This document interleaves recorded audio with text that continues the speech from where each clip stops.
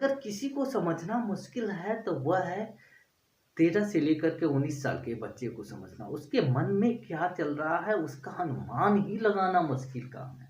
और इस वजह से हमें पता ही नहीं चलता है कि वो क्या स्टेप लेने जा रहे हैं। देखिए, सबसे ज़्यादा जो टेररिस्ट बन रहे हैं वही एज के ग्रुप के बच्चे बन रहे हैं।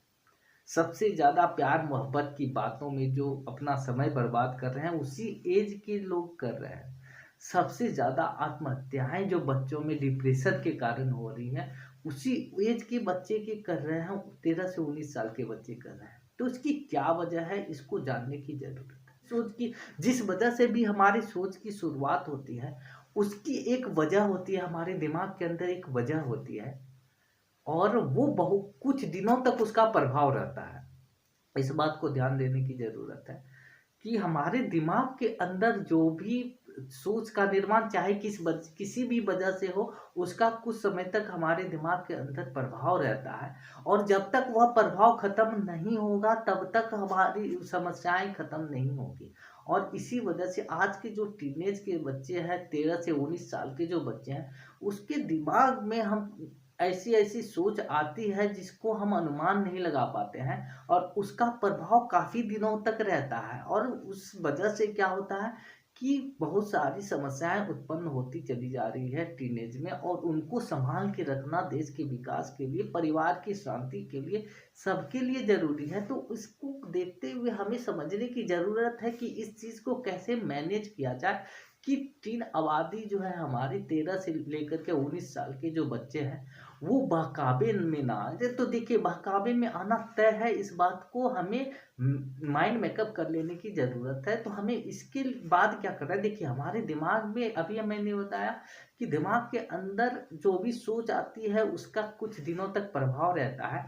और जब हम उस सोच को और भी रोकने की कोशिश करते हैं, डांटने की कोशिश करते हैं, तो वो सोच फिर से दोबारा रिवाइज हो जाता है बच्चे के दिमाग में। और जब वह रिवाइज हो जाता है फिर उसका प्रभाव कुछ दिनों तक उसके दिमाग में रहेगा। फिर से डांटेंगे तो फिर क्या होगा, फिर से वो सोच रिवाइज हो जाएगा, उस चीज के बारे में बच्चे सोचना शुरू कर देंगे, फिर उसका प्रभाव दिमाग के अंदर रहेगा। तो हमें यह करने की जरूरत है कि जिस बातों से बच्चे प्रभावित हैं उन बातों को कम से कम याद दिलाया जाए बच्चे को, और एक सॉफ्ट तरीके से याद दिलाया जाए। याद दिलाने का अर्थ यह है कि उनको आप डांटिए नहीं, समझाइए। एक तो पहला बात यह है।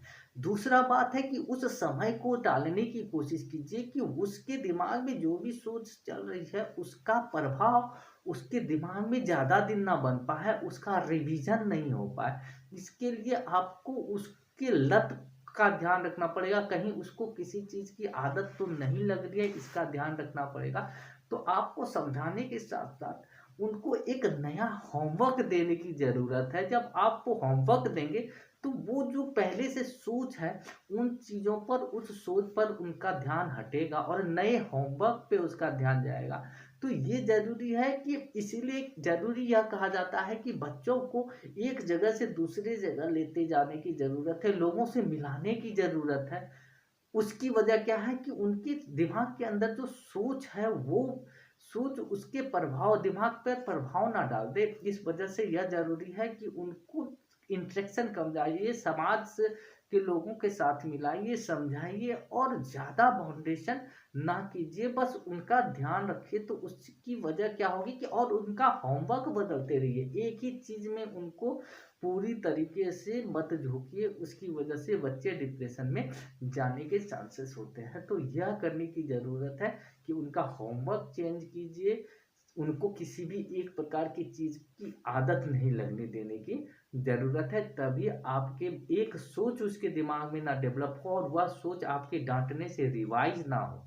तो इसीलिए कम डांटें, समझाने की कोशिश किए, वो भी बार बार नहीं समझाना है। बार बार समझाएंगे तो उनके दिमाग के अंदर की जो सोच है वो फिर से रिवाइज होगी और फिर उसका कुछ समय तक उसके दिमाग पर प्रभाव पड़ेगा। तो इसीलिए समझाने की ज़रूरत है।